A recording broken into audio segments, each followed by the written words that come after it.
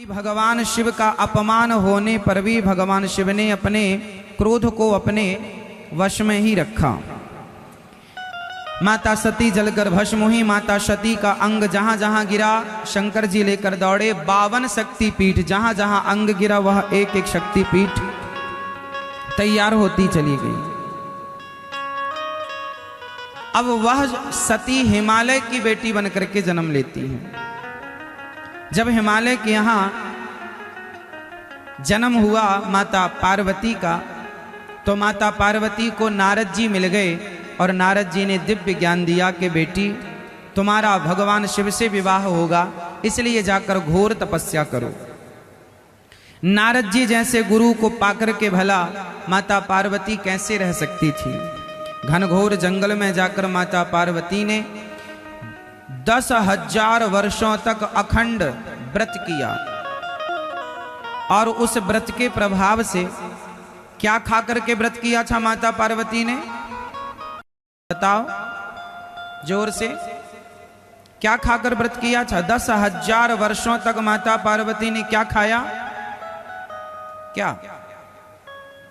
मैया ओ मेरी मां, क्या खाया? आप बताओ। बिल्व पत्र, बिल्व पत्र है ना, बिल्व पत्र खा करके 10,000 वर्षों तक अखंड तप किया और भगवान शिव को प्रसन्न किया। भगवान शिव को पति के रूप में चाहा। इसलिए भगवान शिव ने कहा कि मेरी पार्वती ने मेरे लिए बिल्व पत्र खा करके 10,000 वर्षों का तप किया है। आज से जो मेरे ऊपर बिल्व पत्र चढ़ाएगा मैं उस पर प्रसन्न हो जाऊंगा। तब से भगवान शिव को बिल्व पत्र अत्यधिक प्रिय हो लगता है, इसलिए भगवान शिव पर बिल्व पत्र चढ़ाया जाता है। बिल्व पत्र भगवान शंकर पर कैसे चढ़ाना चाहिए पता है? आपको पता है? जैसे बिल्व पत्र का एक सीधा भाग होता है, एक उल्टा भाग होता है, तो शंकर जी पर जो है ऐसे उल्टा करके, जो उसका जैसे ये तुलसी का पत्ता है तो ऐसे भगवान शिव पर चढ़ाया जाता है। और शिव जी के ऊपर जब तुलसी बिल्व पत्र चढ़ाया जाए तो जो उसकी जो डंडी होती है उसे तोड़कर ही चढ़ाना चाहिए। और भगवान शिव माता पार्वती जंगल में तपस्या कर रही थी। हिमालय जी को पता चला कि मेरी बेटी तप कर रही है, तो मनाने गए तो माता पार्वती ने कहा नहीं। यहां पर शंकर जी को राम भगवान श्री नारद जी समझा रहे हैं। तप बल रचाई प्रपंच विधाता, तप बल विष्णु सकल जग त्राता, तप बल शंभु करहि संहारा, तप बल शेषु धरहि महि भारा, तप आधार सब सृष्टि भवानी, करहि जाए तप अस जिय जान। अब शंकर जी को पति के रूप में चाह रही हैं और यहां शंकर जी ध्यान मग्न बैठे हैं। तारकासुर नाम का एक दैत्य ऊधम मचा रहा है और शंकर जी ध्यान मग्न बैठे हैं। तब भगवान शंकर जी से भगवान हरि ने, भगवान विष्णु ने हाथ जोड़कर कहा, अब विनती मम सुनहु शिव, जो मो पर निज नेहु, जाय विवाह शैल जहि, मोहि यह मोहि मांगे देव। शंकर जी ने कहा, सिर धरि आयुष करिए तुम्हारा, परम धर्म यह नाथ हमारा। सिर धरि आपकी आज्ञा शिरोधार्य है, शंकर जी फिर ध्यान में डूब गए। अब नारद जी एक दिन शिवलोक में आए। 4 संत आए, सनक, सनंदन, सनातन, सनत कुमार, ऋषिगण आए। उन ऋषियों से जाकर के भगवान शिव ने कहा कि देखो, भगवान की आज्ञा है कि मैं विवाह कर लूं, पर मैं विवाह करूं किससे? ऋषियों ने कहा पार्वती जी से आप विवाह करो। तो शंकर जी ने कहा मैं विवाह तो कर लूं, पर जाकर देखो कि वो मुझे चाहती हैं कि नहीं। तो संत लोग गए, अब माता पार्वती से परीक्षा लेने गए। अब क्या परीक्षा ले रहे हैं? पार्वती जी से कह रहे हैं संत लोग कि सुनो पार्वती जी, हम आपका विवाह भगवान विष्णु से कराए देते हैं। शंकर जी को तो मृगछाला, भभूति, भस्मी रमाए घूमते हो, कोई बहुत ज्यादा वीआईपी नहीं है। आपका विवाह हम भगवान विष्णु से कराते हैं, सुंदर, और कहो तो ब्रह्मा जी से करा दें। शिव जी के चक्कर में क्यों पड़ी हो आप? कहा ऋषियों ने महादेव अवगुण भवन। माता पार्वती कह रही चलो आपके हिसाब से महादेव अवगुणी है, तो महादेव अवगुण भवन, विष्णु सकल गुण खानी, जोरी जेहि कर मनोरम जाहि सन, तेहि तेहि सन काम। जन्म कोटि लगी रगर हमारी, बरऊं शंभु नत रहूं कुंवारी। हे ऋषियों, आप वैसे तो ठीक कह रहे हो कि शंकर जी में कोई गुण नहीं है, पर क्या करें, भले उनमें गुण ना हो, फिर भी हम विवाह तो शिव जी से ही करेंगे, हमारा संकल्प पक्का। अब माता पार्वती के संकल्प को ऋषियों ने देखा तो कहा कि ठीक है, हे भोलेनाथ, वो आपके योग्य हैं, वो आपसे ही विवाह करना चाहती हैं और कोई नहीं चाहिए उन्हें। यहां पर एक छोटा सा मैसेज मैं आपको दे दूं इस छोटी सी कथा से। माता पार्वती को भटकाने की ऋषियों ने कोशिश की कि आप अपने संकल्प से भटक जाइए और किसी से विवाह कर लो, ऑफर बहुत सारे हैं। भगवान विष्णु का भी ऑफर आया था माता पार्वती के लिए, आप इनसे विवाह कर लो, ठुकरा दिया। क्या अर्थ निकला? जो व्यक्ति अपने लक्ष्य में अडिग होकर आगे बढ़ता है और उस लक्ष्य से कभी नहीं भटकता, वही व्यक्ति अपनी मंजिल तक पहुंचा करता है। जो लक्ष्य भटक जाते हैं वो अपनी मंजिल तक कभी नहीं पहुंचते। चाहे आपका लक्ष्य, आप बिजनेस चाहें, व्यापार चाहें, खेती चाहें, या संसार का कोई वैभव सुख चाहें, या भगवान चाहें, यदि ईश्वर को पाने का लक्ष्य बनाया है तो रास्ते में बहुत चीजें आएंगी जो आपको भटकाएंगी। आपको भटकना, यदि भटक गए तो फिर मंजिल तक पहुंचोगे ही नहीं। आप बिजनेस करने चलिए तो आपके उस बिजनेस में भी बहुत सारे भटकाव आएंगे, तो आपको वहां भी नहीं भटकना, माता पार्वती की तरह एक अडिग रहना है। अब लो भैया, माता पार्वती तैयार हैं, शंकर जी भी तैयार हो रहे हैं। चलो शादी का सुंदर सा समय निकाला गया, भगवान शिव की शादी का मुहूर्त निकाला गया और महाशिवरात्रि का पावन पर्व नियुक्त किया गया, तिथि निश्चित की गई। कौन सी तिथि निश्चित की गई? महाशिवरात्रि। अब लो भैया, सब तैयारियां चालू हो गई। यहां मैना रानी तैयारी करने लग गई, भगवान शिव वहां तैयारी करने लग गए, नंदी तैयार होने लग गए। यहाँ सारे देवी देवताओं को खबर दी गई, पत्रिका दी गई और सारे लोगों को निमंत्रण दिया गया कि शिव जी की बारात में चलना है, चलना है, चलना है। अब जब बारात का समय नजदीक आया, विवाह का समय नजदीक आया, तो भगवान शंकर के लिए लोग आए कि चलो प्रभु आपका श्रृंगार कर दें। शंकर जी बोले कहाँ से आए हो? बोले हम आए हैं, भगवान विष्णु ने भेजा है आपका श्रृंगार करने के लिए। नाना, श्रृंगार तो हमारा हम खुद कर लेंगे। अब गण जन श्रृंगार कर रहे हैं, कैसा? शिव ही शंभु गण करहि श्रृंगारा, जटा मुकुट अहि मारो सवारा, कुंडल कंकण पहिरे ब्याला, तन विभूति पट के हरि छाला। कितना सुंदर श्रृंगार। शंकर जी ने अपनी जटाओं का ही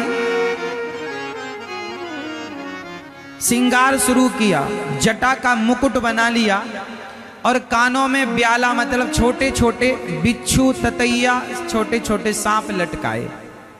शंकर जी ने एक यहां पर बालों का जटा बनाया गोल और उसके ऊपर एक सांप लपेट दिया, मणिधर सांप। यहां बगल में सांप, कमर में करधन की जगह सांप, यहां कानों में कुंडल। बिच्छू से कहा डंक मारो तो कान में छेद भी हो जाएगा और छेद पाके लटकती रहना। बिच्छू लटकाए भगवान शंकर कानों में चल रहे हैं और भूति पाउडर वाउडर नहीं, भस्मी रमा रहे हैं शंकर जी।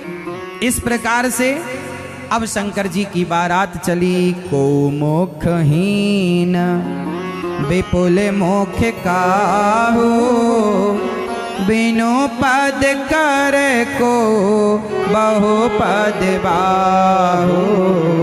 विपुल नयन को नयन विहीना, हृष्ट पुष्ट को अति तन खीना। शंकर जी के बाराती कैसे थे? जस दुल्हा तस बनी बाराता। अद्भुत बारात। शंकर जी नंदी पर बैठकर चले, उल्टा बैठकर चले। लोगों ने कहा सीधे बैठो। शंकर जी बोले कि हम उल्टा इसलिए बैठे हैं नंदी पर, हमारी बारात में कौन कौन नाच रहा है, सीधे बैठेंगे मुंह आगे रहेगा तो पीछे नाच कौन रहा पता कैसे लगेगा, इसलिए उल्टा होके बैठे। कौन कौन नाच रहा हम भी तो देखे हमारे ब्याह में। आप लोग घोड़े में सीधे बैठ जाते हैं, पीछे कौन नाच रहा है, तुम्हारा फूफा नाच रहा है कि जीजा नाच रहा है, पता ही नहीं चलता। इसलिए शंकर जी उलट कर बैठे। उलट कर बैठने का अर्थ क्या है? कहां जा रहे हैं शंकर जी? विवाह करने। बोलो हाँ। कहां जा रहे हैं शंकर जी? विवाह करने। और बैठे कैसे हैं? उलट कर। क्या संदेश है? क्या सीख रहे हो आप? क्या शिक्षा मिल रही है? शिक्षा ये मिली कि शंकर जी जा रहे हैं विवाह करने पर उलट कर बैठे हैं। मतलब समाज को ये संदेश दे रहे हैं कि सुनो दुनिया वालों, हम विवाह कर तो रहे हैं पर काम की प्रेरणा से नहीं, प्रभु राम की प्रेरणा से हम विवाह कर रहे हैं। हम तो उलट कर बैठे हैं। उलट गए मतलब काम। आप लोग विवाह किसके लिए करते हैं? अपनी काम वासना की पूर्ति के लिए, काम के लिए विवाह लोग करते हैं। जबकि शंकर जी ने विवाह किया तो काम की प्रेरणा से नहीं, राम की प्रेरणा से विवाह किया। शंकर जी चले। अब दुल्हा बड़े सुंदर शंकर जी के आगे आगे भगवान विष्णु लेकर जा रहे हैं अपना लोगों को आगे। इंद्र चल रहे हैं, स्वर्ग के राजा इंद्र भगवान विष्णु, और वहां ब्रह्मा जी चल रहे हैं। मैना रानी दीपक लिए खड़ी हैं, दुल्हा आए तो बढ़िया द्वार चार होएगा। अब जैसे ही भगवान विष्णु सबसे आगे थे, वाह मैना रानी बड़ी प्रसन्न हुई, बढ़िया सुंदर दुल्हा, आओ। आरती उतारने लगी। भगवान विष्णु बोले नहीं हम तो बाराती हैं। मैया बोली हे भगवान बाराती इतने सुंदर है तो दुल्हा कितना सुंदर होगा, आओ आओ बैठो। तो वहां बिठाया। फिर ब्रह्मा जी आए। मैया घबराई, राम राम मेरी छोरी को चार मुंह वाला दुल्हा मिला। नहीं माँ हम तो दुल्हा नहीं, हम बाराती हैं। बाराती, ओहो ठीक। माता को तसल्ली आई। अब इंद्र आए। इंद्र भी बड़े सुंदर, देवराज इंद्र। माता ने आरती, यही दुल्हा समझ लिया, आरती उतार। नहीं मैया हम दुल्हा नहीं हैं, हम बाराती हैं। अब तो माता जी समझ गई कि इस धरती में जो सबसे सुंदर होगा वही मेरी बेटी का दुल्हा होगा, क्योंकि इतने सुंदर सुंदर बाराती हैं तो दुल्हा कितने सुंदर। अभी माता जी तैयारी में खड़ी थी कि दुल्हा आए, तब तक दुल्हा तो पीछे रह गए, बाराती आ गए। और शंकर जी के बाराती कैसे? बाराती भूत प्रेत सब बोले शंकर जी हे भगवान आज तक कोई अपनी बारात में हमें नहीं लेकर गया, आप चलो लेकर। शंकर जी बोले आ जाओ। भूत प्रेत डाकनी पिशाचनी चुड़ैलन भी आई, है ना। सारे लोग आए। को मुखहीन, किसी का मुंह नहीं है तो किसी की बहुत सारी आंखें हैं तो किसी की आंखें नहीं, किसी का सिर नहीं तो किसी का धड़ नहीं। अब सबसे ज्यादा आगे खड़े होते हैं बच्चे बारात देखने के लिए, और सारे गांव के बच्चे, ये बच्चे बहुत आगे खड़े थे बारात का आनंद लेने के लिए। जैसे ही बच्चे आगे खड़े, बाराती आए और बाराती भूत प्रेत की बारात। एक बाराती आया और एक बाराती आया और भूत पूछ, उसका सिर ही सिर था, धड़ नहीं था। उसने पूछा बच्चों से, क्यों, हमारे ठहरने की व्यवस्था कहाँ है? सारे बच्चे भागे, हे भगवान इन्हें कहाँ ठहराए। अब भागे, मैया बचाओ, मैया बचाओ। काहे गो? अरे मैया आज तो मर गए हम। काहे गो? अरे बारात नहीं आए, भूतों की टोली आए गई। अच्छा, अब लोगों को समझते देर नहीं लगा कि ये तो भगवान शिव हैं। अब लो भैया, भगवान शंकर जी आए। माता पार्वती मैया की माँ ने जब द्वार चार में स्वागत किया और चरणों से आरती उतारती हुई जैसे ही वो मुंह के पास गई तो सांप आग से डरता बहुत है, तो सांप ने फण मारा तो माता जी की थाली वाली सब गिर गई और मैया घबराई, हे भगवान, मुंह देखा तो भस्मी रमी पूरे मुंह में, सफेद सफेद सा मुंह लगे भगवान शंकर का, बिच्छू लटक रही और सांप ऐसे ऐसे कर रहे। मैया भागी, हे भगवान मेरी छोरी कुंवारी रहेगी, अब मैं ब्याह ना करूंगी वाको ऐसो दुल्हा। अब मैया लेकर के माता पार्वती को बैठी, यहां बारात की पंगत चालू हुई। अब बारात लगी और पंगत चालू हुई तो भूत प्रेत बैठे, एक का सिर ही बैठा, एक का धड़ ही बैठा। अब पत्तल परोसने वाला कंफ्यूज हो गया कि मैं पत्तल धड़ को कैसे परोसूं, ये खाएगा कैसे, और सिर को कैसे परोसूं, ये खाएगा तो रखेगा कहां, इसके पास तो पेट ही नहीं है। अब पत्तल परसने वाला बड़ा कंफ्यूज, तो उसने सोचा इनको ना परसें, ये तो बैठे ही होंगे। तो धड़ ने हाथ पकड़ लिया और जब हाथ पकड़ा तो उसने सारी पत्तल वहीं छोड़ी और भागा, सारी पत्तल छोड़ी भागा। जैसे तैसे पत्तल परोसी गई। अब खीर वाला खीर लेकर आया तो बड़ा कंफ्यूज कि भैया ये धड़ ही धड़ है, इसे खीर क्या परोसे, ये खाएगा कैसे। उसने कहा इसको नहीं परोसते, और ये एक सिर ही सिर है, मतलब एक सिर था एक धड़ था, दोनों अलग अलग बैठे थे। और कोई किसी का मुंह बड़ा, किसी का मुंह छोटा, कोई बड़ा दुबला, कोई बड़ा मोटा, ऐसे बाराती। अब सब बारातियों को परोस तो दिया, पर जब जैसे अब धड़ जो खाए तो खाता जाए, बिना सिर के धड़ में यहाँ छेद था डालता जाए, और सिर जो था वो खाए तो जो खाए पूरा दोनों पत्तल में जाके खीर गिर जाए वापस, पेट तो था नहीं। बारातियों ने कहा ये बताओ ये स्वादिष्ट व्यंजन बना कहाँ है? बोले वहां रसोई है, वहां बन रहे हैं। सारे भूत प्रेत गए, बोले ऐसे नहीं खाते हम लोग। नाक पकड़ पकड़ के रायतों के गंजे में डुबकी लगाने लगे, हर हर महादेव, हर हर महादेव। रायतों के गंजों में डुबकी लगाई है ना, कोई कढ़ी में डूब रहा है, कोई खीर में डूबे जा रहा है, और ऐसी बारात अद्भुत। अब भगवान माता पार्वती को समझाया गया, माता पार्वती जी की माँ को नारद जी ने समझाया कि ये भगवान शंकर हैं, कोई सामान्य नहीं है। ठीक है, अब विवाह की रस्म चालू हुई। मंडप के नीचे शंकर जी बैठे और तभी नेंग मांगने वाली ने कहा, हे दुल्हे राजा हमें थोड़ा नेंग तो दे दो। शंकर जी बोले बड़ा वाला नेंग लोगी कि छोटा वाला? तो नेंग मांगने वाली तो बोली हमें छोटा क्यों, बड़ा दो। तो शंकर जी ने गले का सांप निकाला, फेंक दिया गोद में, और फेंका तो भागी। पूरी शादी हो गई, दोबारा नेंग मांगने नहीं आई वो, पूरी शादी हो गई, पूरा विवाह हो गया। अब विवाह संपन्न हुआ भगवान शंकर का। मैना रानी बड़े भाव से माता पार्वती को विदा कर रही हैं और शंकर जी का विवाह विधिवत हुआ। सुबह होते ही विदाई हुई। माता पार्वती बड़ी प्रसन्नता से माता मैना रानी से मिल रही हैं, हिमालय जी से मिल रही हैं। और जब बेटी विदा होती है तो थोड़ा रोती ही है, और थोड़ा रोना ठीक भी है ना, थोड़ा लगे कि हाँ दुख है। आजकल तो साहब रोने वोने का सब खत्म हो गया। शंकर जी माता पार्वती को लेकर के जा रहे हैं, विदाई हो रही है।